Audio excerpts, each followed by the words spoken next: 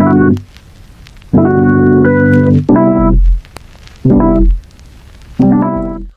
turma, bem-vindos a mais um vídeo. Como vocês estão? Vocês estão bem? Já lavaram as mãos hoje? Lembrem-se de continuar em casa, sair somente se for uma necessidade, sempre usando a sua máscara, passando álcool em gel e respeitando a distância entre as pessoas. Hoje nós vamos fazer todos os preenchimentos e contornos com linhas finas nas nossas moças tocando violão que estão dentro da sua atividade dentro de casa. Não se esqueçam que os temas de releitura e os temas de obras autorais, eles são escolhidos para que a gente continue debatendo o tema principal. O tema de setembro são pessoas e é o que nós vamos conversar ao longo das rodas de conversa, como nós já estamos fazendo. Então é importante a gente pensar, poxa, se essas moças estão em casa tocando violão, será que durante a quarentena elas também estariam tocando violão?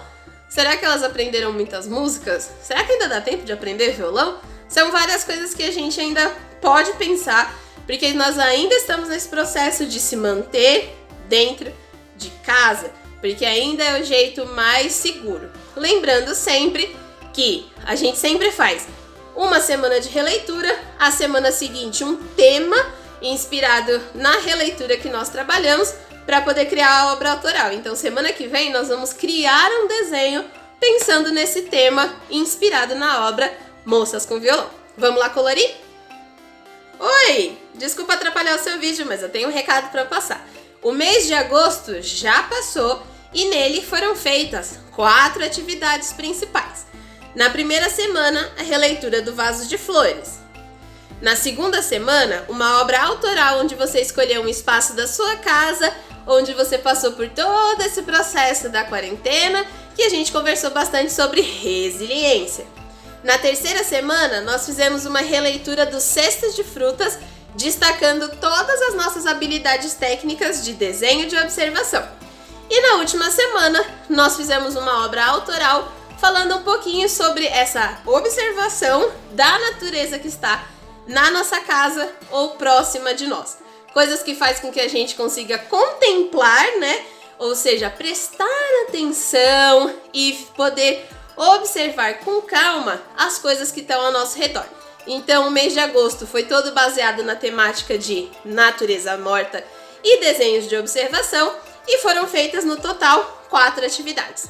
Essas 4 atividades têm que ser entregues via WhatsApp com o seu nome e número do vídeo para que eu possa colocar na planilha de recebidos e guardar o seu arquivo na pasta da terceira amostra virtual que vai acontecer lá no final do ano. Então não deixe de participar.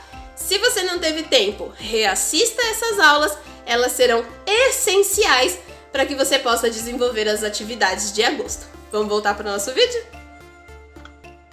Bem, turma, então vamos para o nosso processo da parte gravada da tela. Primeiro de tudo, você vai fotografar esse seu desenho, como a gente sempre faz, e vai inserir ele dentro do sketchbook, colocando a opacidade da camada dele mais baixa, geralmente ali entre os 50%. Esse é um desenho com muitos detalhes adicionais e que a gente precisa aplicar a perspectiva. Então, já no papel, tenham ciência de que é importante ter usado uma régua ou qualquer aparelho que faça com que você consiga fazer uma linha reta, ok? Feito isso, dentro do sketchbook, o que vai acontecer? Você vai inserir o seu desenho, diminuir a opacidade da camada, vai criar uma nova camada transparente por cima e nessa nova camada a gente vai começar a ilustração. Usando a ferramenta que está no menu superior chamada Guia, eu vou fazer esses contornos de tudo que é reto. Conselho número 1 e essencial para que essa arte saia o mais correta possível. Quando você estiver dando zoom, às vezes acontece dessa tela que está aqui no sketchbook virar levemente para o lado. E aí ele fica com um ângulo de menos 89 ou com um ângulo de mais 1, mais 2. Isso não pode acontecer. Então vocês vão perceber que várias vezes quando eu estou dando zoom, ou seja, eu estou ampliando e afastando a minha tela, eu sempre tomo cuidado para que o ângulo esteja no 0. E por que esse ângulo precisa estar no 0? Uma vez que ele está no ângulo 0, significa que as linhas ficarão retas. Mas para que essas linhas também fiquem retas usando a ferramenta guia, é necessário que ele esteja ali no ângulo de 90 graus quando forem as linhas em pé, ou seja, linhas na vertical, e no ângulo de 180 graus quando forem linhas deitadas. Então, assim, o desenho como um todo, a sua arte, a sua tela precisa estar no ângulo 0. Não importa se é um zoom muito grande ou se é um zoom afastado, ele tem que estar com o ângulo 0. Quando você for usar a ferramenta de guia, né, que são essas linhas retas, aí você precisa prestar atenção se ela realmente está bem retinha no ângulo de 90 graus, em pé, ou bem retinha no ângulo de 180 graus, deitado.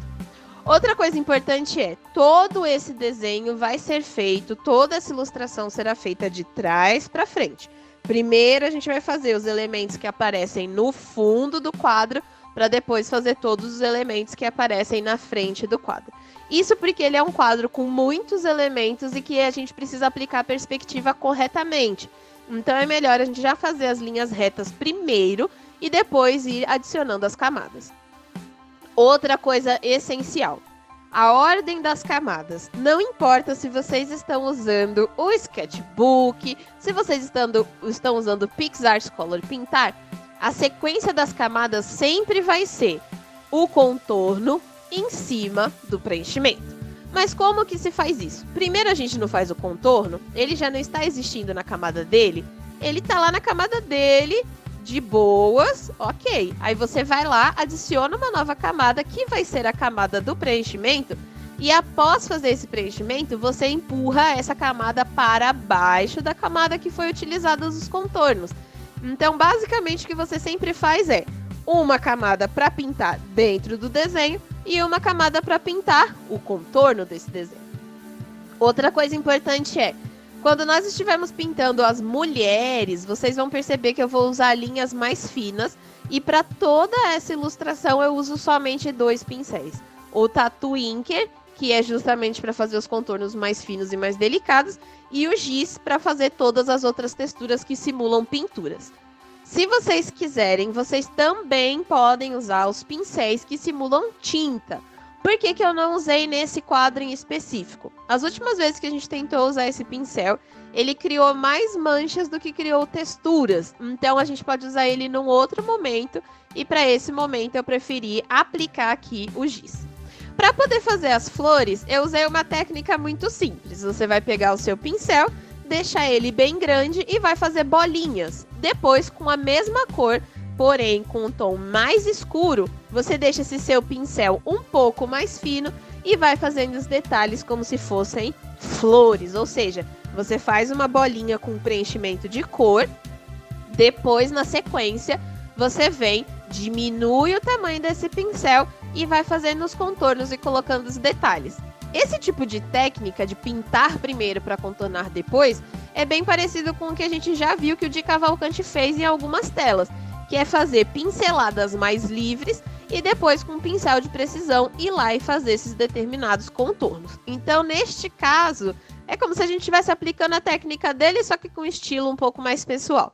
Lembrem-se que a releitura é um processo onde você olha o quadro original do artista e a partir do desenho que você faz, ele vai ter similaridades, ou seja, vão ter partes que vão ficar muito parecidas, só que outras vão ser muito sobre a sua arte. Então aqui vocês vão ver que essa foi a técnica que eu escolhi. As flores não estão idênticas, mas estão muito parecidas, respeitando aí essa perspectiva de releitura. Outra coisa importante, cada coisa na sua camada. Sempre que vocês repararem, vocês vão ver ali que esse é um projeto de muitas camadas. Em tempo real, toda essa ilustração levou cerca de 1h30 para ser feita. E esse vídeo está acelerado 4 vezes. Ou seja, vocês estão enxergando esse processo 4 vezes mais rápido do que realmente foi para fazer. Lembrando que vocês precisam levar em consideração que eu levei 1h30 para poder pintar e contornar tudo, porque eu preciso cortar alguns pedaços para criar isso como se fosse uma gravação. Quando vocês estiverem fazendo essa atividade para ser entregue, o que vai acontecer é que talvez vocês levem aí uma média de pelo menos 45 minutos a 1 hora de produção, porque realmente é um desenho com muitos detalhes que precisam ser respeitados. Se vocês perceberem, a gente tem contorno nas portas, a gente tem luz e sombreamento vindo de fora, né? Isso foi uma das coisas que eu comentei. Então, por exemplo, a mesa, ela tem basicamente duas cores, que é a cor um pouco mais clara que vem da sacada e uma cor um pouco mais escura, que é o que representa a parte de dentro da casa. Então, até aqui, estamos fazendo tudo certo.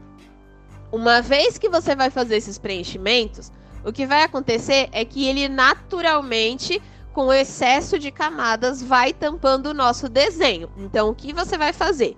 Fez o mar, tira a visualização e bloqueia aquela camada. Fez o céu, tira a visualização e bloqueia aquela camada também, ok? Desse ponto em diante, o que você vai fazer é começar a organizar as suas camadas. Como eu falei, independente do aplicativo que você esteja usando, desde que ele tenha essa sequência de camadas, é bom que você consiga organizá-las exatamente dessa maneira, colocando os contornos acima das camadas de preenchimento, ok? Para poder fazer a bandeira do Brasil, eu estou usando as ferramentas de formas básicas, que contém as 3 formas essenciais. Um quadrado, que você consegue transformar em retângulo, uma linha reta, que você consegue fazer o losango de dentro, e o círculo de dentro, né, a bolinha azul, que você consegue fazer usando a ferramenta de círculo. Para fazer o chão, eu vou pegar aquela ferramenta de linha reta, e como vocês podem ver, eu só vou fazendo vários riscos e aplicando várias camadas de cor na mesma camada. Ou seja, eu vou fazer como se fosse um grande preenchimento da cor do chão e vou fazendo riscos com tons de marrom intercalado, marrom mais claro, marrom mais escuro e assim por diante. Para fazer o tapete, eu vou usar a ferramenta de retângulo e depois eu seleciono e uso a ferramenta transformar para poder aplicar a perspectiva nesse retângulo e fazer como se ele estivesse para dentro. Agora vai vir a parte que vocês provavelmente acham um pouco mais complicada, que é desenhar pessoas.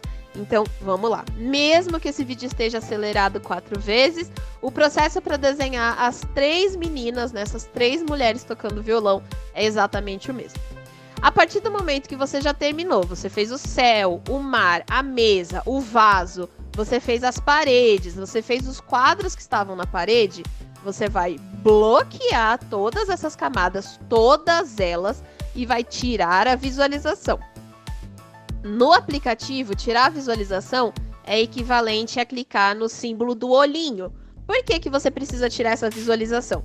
Para você poder voltar a enxergar a primeira camada, que é a camada que contém o seu desenho. Feito isso, você vai criar uma nova camada com a ferramenta de caneta ou com a ferramenta Tattoo Inker.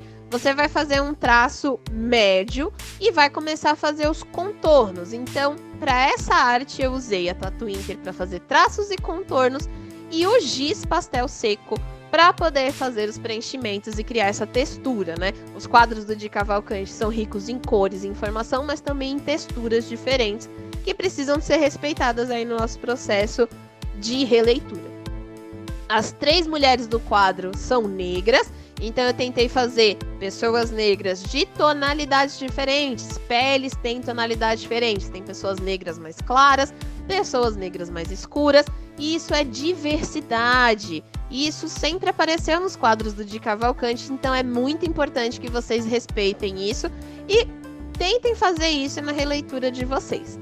Outra coisa importante e curioso, né, e aí se trata mais sobre história da arte e também sobre a gente prestar atenção no padrão e equilíbrio de cores que aparece no quadro, o que vocês vão perceber, as 3 moças, elas têm cores que equilibram com o cenário. Então o cenário ele é bem escuro e azul. O tapete faz contraste com a roupa da mulher principal, que é a mulher que está no meio, que é uma cor verde, enquanto o tapete é uma cor meio avermelhada, e essas cores são cores contrastantes, ou seja, são cores opostas no círculo cromático. Então, isso equilibra visualmente as nossas cores. A gente tem bastante verde acontecendo para equilibrar as outras cores que são mais marrons e mais quentes. O outro vestido é um vestido azul meio cinzento, próximo ali às tonalidades do mar e das paredes, para poder combinar, ou seja, é uma combinação de cores análogas, são cores que são próximas no círculo cromático. E por último, a gente tem a nossa mulher bem ali da direita, que tem um vestido meio rosado, para combinar, né, na nossa cartela de cores com as flores. que é uma das coisas que aparece no quadro em menor concentração de cor, mas se você perceber bem, as flores, uma das paredes, o vestido e o tapete são cores análogas. Algumas paredes, o mar e o vestido, e até mesmo uma parte desse sofazinho também são cores análogas, ok? E aí a gente tem o verde para poder complementar e fazer contraste com todas essas cores. Quando vocês forem desenhar essas mulheres, vocês podem perceber que o Di Cavalcanti acabou fazendo a mão delas do jeito dele, que é fazer como se fosse um pedaço mais arredondado e depois com um pincel menor fazer esses traços de divisões do dedo, né? O que eu fiz foi tentar fazer o dedo dela como se ele realmente estivesse meio dobrado. Mão não é fácil de desenhar, precisa tempo, precisa prática. Então, o que eu vou dar de dica para vocês na hora de fazer uma mão tocando violão é: imaginem que vocês estão tocando ou pesquisem na internet a posição dos dedos. Eles ficam levemente dobrados e o dedão sempre vai na parte de trás, né? Você consegue colocar o dedão na parte de trás. É um detalhe musical, mas que eu acho que é interessante da gente adicionar no nosso quadro: dedão na parte de trás do corpo do violão, nesse braço do violão, e 4 dedinhos sempre na parte da frente. Pra mim, particularmente, a parte mais complicada foi desenhar o instrumento. Por quê? Porque para desenhar os corpos, a gente só respeitou o espaço anatômico deles, né? Eu já conversei com vocês sobre isso, eu vou passar revisões, porque a anatomia também não é um processo simples. Desenhar corpos exige treinamento.